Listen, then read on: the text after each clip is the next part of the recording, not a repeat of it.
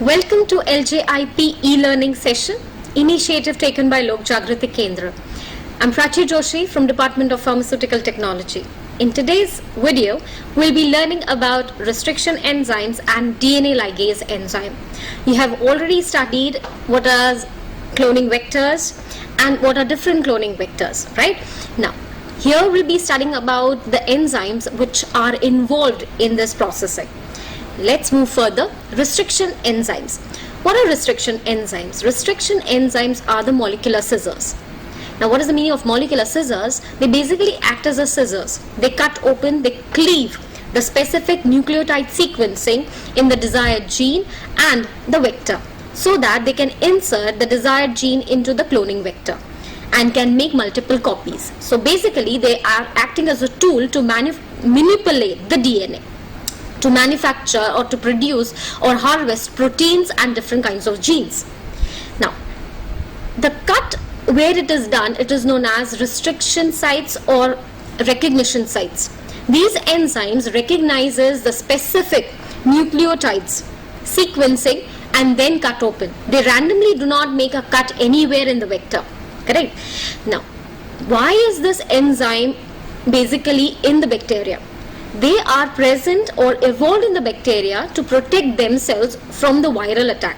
There is a methylase enzyme, or you can say methyl group, which is attached to the specific sequencing of the nucleotides, so to protect themselves from the viral attack. Right? Now, restriction enzymes are basically of two types, or you can say differentiated into two types, endo and exonucleases. Moving further, what is exonuclease enzyme and endonuclease enzyme? Exonuclease enzyme, it is basically catalyzes hydrolysis at the terminals of the nucleotides.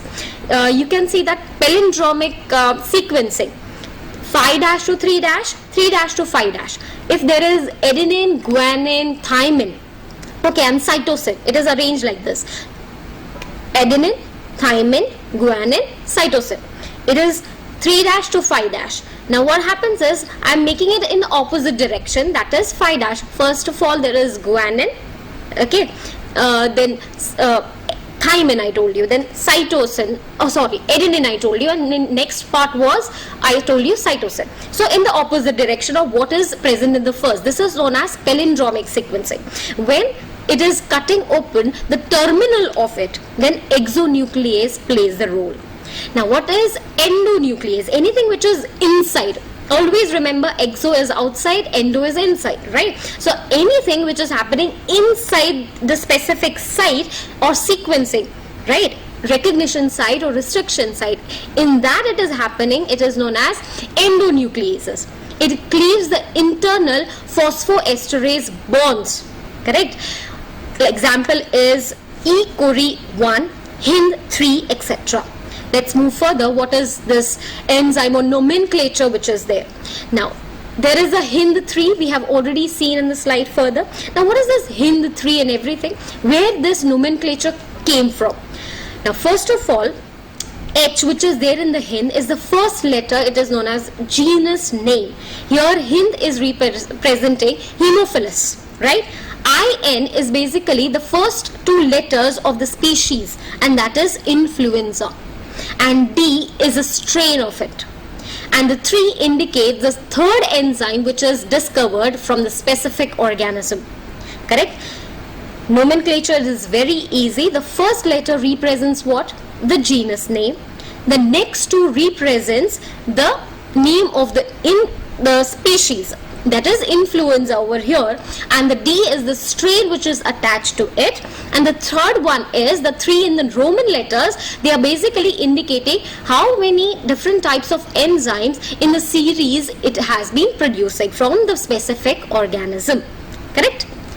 Next one is, how many types of endonuclease enzymes are there? There is first, second and third, that is 3 types of endonuclease enzymes. Now, why it is basically arranged or basically bifurcated in these 3 types? First one is, the cleavage is made 1 to 3 kb away from the restriction site. Suppose here is the restriction site and it is making cut over here. Okay. Now, type 2, this cleavage is close and within the restriction site. If this is a pen, okay, this is a pen. Now here is the restriction site in the middle, okay. This anything which is written, this is a restriction site, and if anything is cutting down over here or close to it, that is known as type 2. Basically we require this. It is used in genetic engineering. Now third one is the cleavage which is present far away at a precise distance from the restriction site. It is the third type.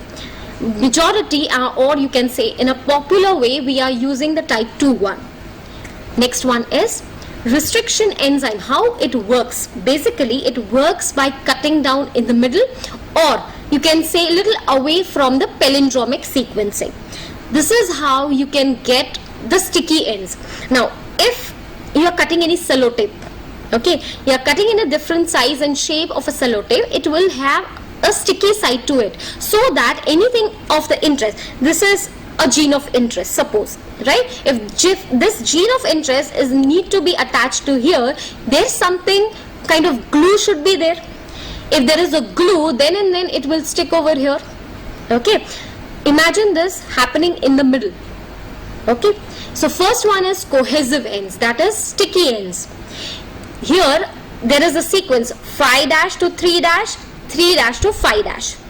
Now here it is from the center, it will be cutting little away. As you can see the figure, that is guanine, and last one is cytosine, and from guanine there is cytosine. What is here happening? Cleavage is basically happening little away from the center of the palindromic sequencing. But here what happens is G, that is here, see, this is guanine, here this is guanine, okay. It is not happening in the middle. It is happening little away from this palindromic sequencing. I was talking about this palindromic sequencing. It is this 5' to 3' and 5' to 3'. Here there is GAATTC, and here it starts from GAATTC.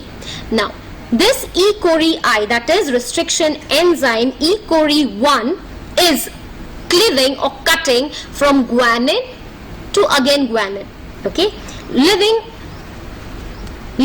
these two sides open. This both sides are known as sticky ends. They are the glue, okay. Here the gene of interest will automatically be inserted. Getting? Okay. Let's move further. There is blunt end. This blunt end means what? The restriction enzyme which is there, it will cut from the center. Cleavage will be made from the center. See, CT, GTC, GAC, and there is GTC, GAC. It is cutting from the between. This end is known as blunt end. Now moving further,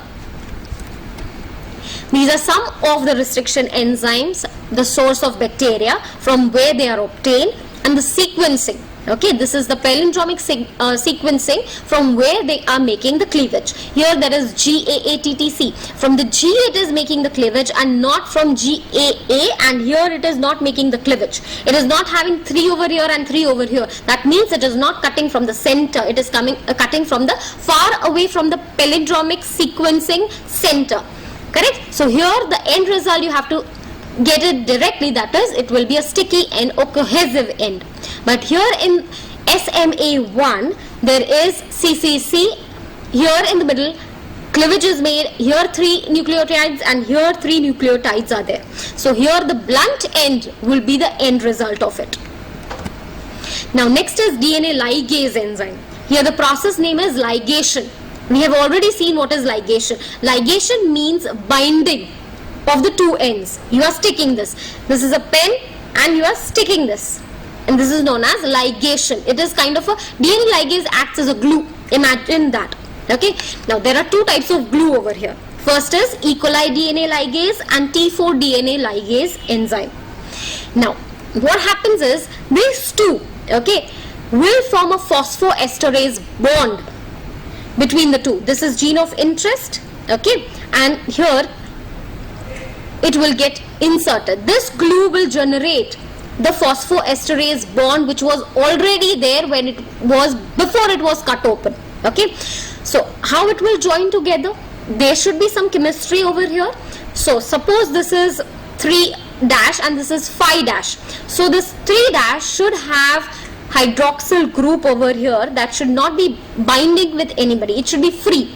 And here there should be, or suppose in between, this is a middle part. Imagine that this is middle part. Here also there should be something like this. Okay, here it is cutting open. Here is 3', here is 5'. Now here is OH group, that is free bond, and here there is phosphate group which is present. Now what happens is, the DNA ligase enzyme work in such a way, with the help of the energy, it will bind this together, and this gene of interest, I cannot hold it properly, but you need to imagine.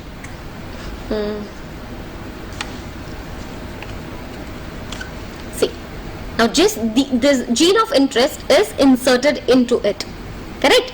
This requires some kind of energy. It will be drawn from cofactors.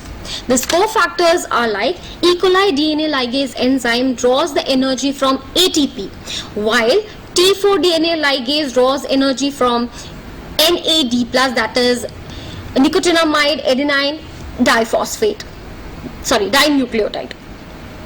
Now next one is, now this cofactors also from an enzyme, that is AMP, that is adenosine monophosphate complex, that is known as, it will bind together and make a covalent bond. It will be forming phosphoesterase bond, or you can say chain, like this, as I've shown you.